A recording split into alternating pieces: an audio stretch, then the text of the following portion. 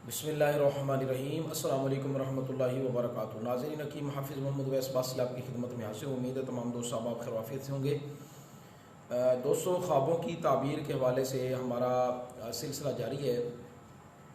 आज की जो हम ताबीर बयान कर रहे हैं वो है, अगर कोई शख्स ख्वाब में अपने आप को देखता है कि उसके पास गज़, आपने ये देखा होगा कि कपड़े की दुकान पे गज़ होता है जिसके साथ वो कपड़े को नापते हैं, या ऐसी कोई चीज़ जिससे नापा जाता है। नापने के मुतल्लक, ये तोलने के मुतल्लक नहीं, नापने के मुतल्लक होगा। अगर उसके पास कोई ऐसा आला है, कोई ऐसी चीज़ है जिसके साथ वो किसी भी चीज़ को नाप रहा है, तो ये उसके लिए फ़ायदे की बात है, माल मिलने की दलील है, फ़ायदा मिलने की दलील है।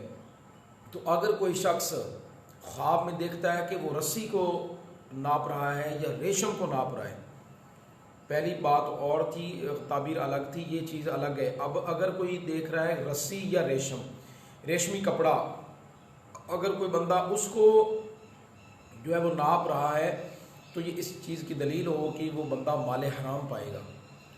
इस तरह की दोस्तों मुख्तलिफ ताबीरात इंशाअल्लाह तबारक व तआला इसका सिलसिला हम जारी रखेंगे।